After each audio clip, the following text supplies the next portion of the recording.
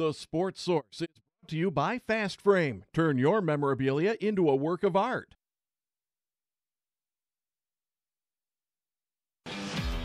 This is The Sports Source, presented by Bill Hotz and Associates, and by Renewal by Andersen, with your host, John Pennington. Good Sunday morning and welcome into The Sports Source. Happy to have you with us today. Vols get a win in basketball. They get a loss in football, personnel-wise. We'll discuss the Trey Smith situation in today's show. That's for spring, mind you, not for the fall. And then also, Rick Barnes' name comes up in connection with this huge NCAA scandal. Is there anything to be concerned about? He says no. We'll discuss that as well. All this brought to you by Renewal by Andersen. These folks do a tremendous job, always a great deal. And right now, through the end of the month, so you got about 3 more days, you could save 20% on window, patio doors, and installation. And get 18 months special financing with no money down. No interest, no payments. Visit rbaknoxville.com and check out the best windows and doors in America. You can also go to renewalbyandersen.com. rbaknoxville.com is for the local group. Always a great deal with Renewal by Andersen. All right, want to welcome in the first wave of guys on the show today. We have Mark Pankratz doing our basketball as always. Jimmy Hyams is back with us. Mike Strange right there. Chuck Cavaleris is with us today.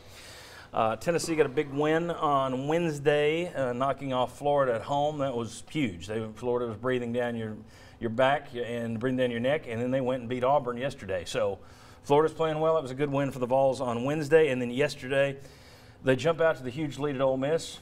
Waver a little bit, but hold on, and anytime you get a road win in the SEC, that counts for something. That's a positive.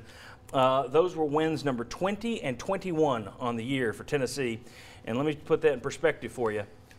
Tennessee has played 109 seasons since 1908. This is only the 10th time that they're going to win 22 games or more. Wow. Now, I'm assuming they won't lose out from here, so at least 22. But you're talking about this being one of the 10 best seasons in UT basketball history. That's pretty impressive. So if you're sitting there saying, yeah, but it was an ugly win, just take the win and be appreciative of it. Mark, let me start with you. Grant Williams had been challenged by Rick Barnes. He had a great game Wednesday against Florida. Not so much at Ole Miss, but Admiral Schofield had a career high with 25 points to carry UT yesterday. Your thoughts on yesterday's performance with regards to Grant Williams specifically? We talked yesterday. We've said so many times on the show, when Tennessee gets back to business and they say, okay, pound it inside to Williams, that's usually the good thing. Mm-hmm. Yesterday, their offense looked better when he was on the bench.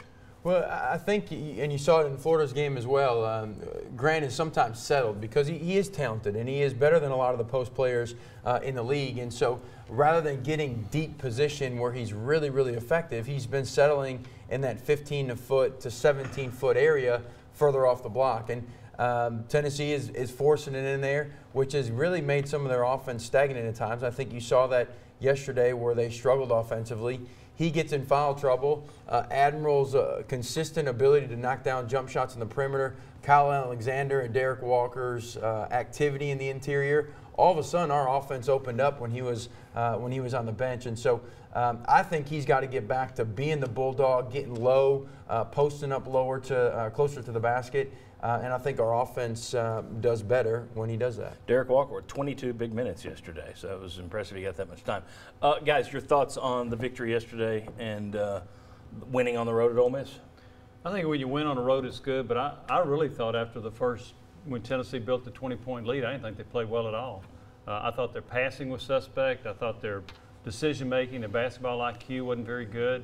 I thought the only team they could have beat yesterday after that start was Ole Miss, and they were fortunate. Ole Miss was, 1 out of 23 from three-point range. So they held on, but I thought they let Ole Miss get back in that game. They didn't show a killer instinct, and so, yes, it's good to get the win, but I saw enough signs of concern with sloppy play that it was bothersome to me.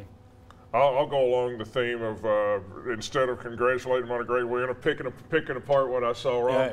Right. You mentioned Walker. I think it's real important his emergence because Kyle Alexander for the last 2, 3, 4, 5 games, I think he's had one really game where he did anything, and they're not getting a whole lot out of him. So that means Derek Walker is a big plus. And James Daniels kind of slid off. Yes. They're not getting much out of him right now, so I think they were a better team when James Daniels was contributing. Agreed. Chuck, Well, and what I think was good to see was you got off to a good start on the road. And so many times, home or away, it seems like we see this team, struggle some. And you guys know I've harped on the assist to field goal number. How about 24 field goals and 20 assists? I mean, how good is that number? And John, one of the stats you pointed out, you hold the opponent. Hold on. That'll be in our next segment. Okay. We're going to reiterate last week's stat in the next segment. But so then there's always something to work on, something to build on. But you got out of there with the win. Now you're going to Mississippi State. So, I mean, build on the positive. Mark, let me ask you. Again, this is the thing that's frustrating for me in terms of covering a basketball team. So many people expect, it's silly in football to expect the same team to show up 11 straight or 12 straight weeks. Coaches have said you never coach the same team twice, week to week. It's always a little different. 40 games in basketball, 35 games in basketball. How much of this, I mean, you don't want to overreact. Okay, well, here's what you need from offense because it worked yesterday. Oh, wait, no, now we need this. How much, when you look at it as a former coach, do you look at this team and say, all right, here's where it's trending, or do you look at it and say, this game is its own entity, put that away, this is its own entity? I mean, what I'm getting at is you can have a team that finishes 3-8 down the stretch and they get on a run in the tournament. How much does what we're seeing now from Tennessee over the last few weeks impact the way you think they're going to play in March, or does it? Well, I think Barnes has shown that he's going to do what he's always done. He's not going to change things very often. For your example, we're talking about how guys aren't stepping up or are stepping up. Early on in the season, before expectations have changed, we talk about their depth was a great thing, that when one guy wasn't playing well, they had other guys that were. And so now we've got the expectation of guys to be performing every night. And we forget about the reason why they're really good is because they just have depth. And so I don't anticipate Barnes making much changes at all. But I do think, to Jimmy's point, some of last night, what we've talked about in the past was just that killer instinct. Who is that guy that I'm going to grab a guy by the collar to get a stop or get a big play offensively? And we've said the guy that has grown into that role is Admiral Schofield, and he was the guy that showed up when Tennessee needed him to show up to put an end to Ole Miss's runs. All right, there was one quick thing on Grant Williams. It looks like if he gets a questionable foul early, that seems to have a tendency to take him out of a game because he got one yesterday, and then he had another one. He's got 2 fouls, in foul trouble. His body language was, here we go again. But sometimes when he gets that questionable early foul, I think it's difficult for him to overcome that. Get out of the shell. Yes. Yeah. Okay. All right. When we come back, we're talking more about where this team is. Last week, Tennessee was coming in off a couple of 2 losses last 3 games. We listed some things that were areas of concern. Are those still areas of concern? One of them is. One of them got worse this week instead of better. We'll look at that. We'll also talk about the number that Chuck almost gave away. But we'll have good stuff next segment as we talk about this Tennessee basketball team. Is all well now that they won their last 2 games? Or are there still questions? Come on back.